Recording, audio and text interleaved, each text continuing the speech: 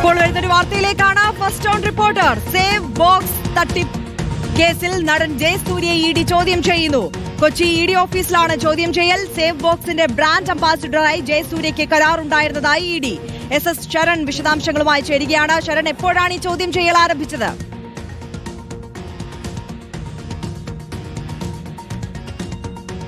ഇത് രണ്ടാമത്തെ തവണയാണ് നടൻ ജയസൂര്യയെ ഇഡി ചോദ്യം ചെയ്യുന്നതെന്നുള്ളതാണ് നമ്മൾ മനസ്സിലാക്കുന്നത്. ഇന്ന് രാവിലെ 11 മണിയോട് കൂടിയാണ് എനിക്ക് പിന്നിലുള്ള ഇഡി ഓഫീസിലേക്ക് ജയസൂര്യ എത്തിച്ചേർന്നത്. അതിനുശേഷം ചോദ്യം ചെയ്യൽ ആരംഭിച്ചിട്ടുണ്ട്. ഇത് പ്രധാനമായും സേവ് ബോക്സ് ലേലം ആപ്പ് വഴിയുള്ള ലക്ഷങ്ങളുടെ തട്ടിപ്പാണ്. അത് തൃശ്ശൂരിൽ രജിസ്റ്റർ ചെയ്ത കേസാണ്. തൃശ്ശൂർ വെസ്റ്റ് പോലീസ് രജിസ്റ്റർ ചെയ്ത കേസാണ്. ആ കേസിലാണ് നടൻ ജയസൂര്യയെ ചോദ്യം ചെയ്യുന്നതെന്നുള്ളതാണ് നമുക്ക് മനസ്സിലാക്കാൻ കഴിഞ്ഞിരിക്കുന്നത്. പ്രധാനമായും ഈ സേവ് ബോക്സിന്റെ ബ്രാൻഡ് അംബാസിഡറായിട്ട് ജയസൂര്യ പ്രവർത്തിച്ചിരുന്നു.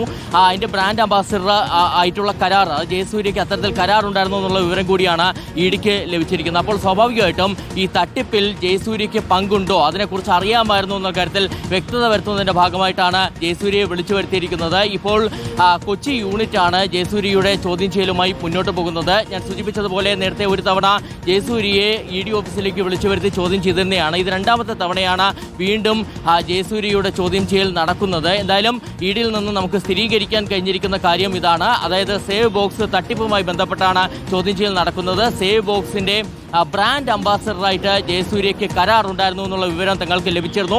അതിൽ വ്യക്തത വരുത്താൻ, അതായത് ഈ തട്ടിപ്പുമായി ബന്ധപ്പെട്ട് എന്തെങ്കിലും ജയസൂര്യയ്ക്ക് അറിയാമായിരുന്നു എന്ന കാര്യത്തിൽ വ്യക്തത വരുത്തുന്നതിന്റെ ഭാഗമായിട്ടാണ് ചോദ്യം ചെയ്യൽ എന്നുള്ളതാണ് ഇഡി ഇപ്പോൾ സ്ഥിരീകരിച്ചിരിക്കുന്നത്.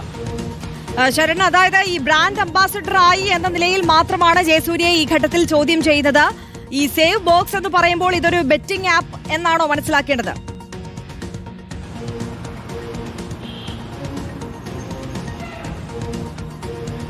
ലേലം ഇത് സേവ് ബോക്സ് എന്ന് പറയുന്നത് ലേലം ആപ്പാണ്. ആ ലേലം ആപ്പ് വഴി ലക്ഷങ്ങളുടെ തട്ടിപ്പ് നടന്നിട്ടുണ്ടെന്നുള്ളതാണ് പോലീസ് കണ്ടെത്തിയിരുന്നത്.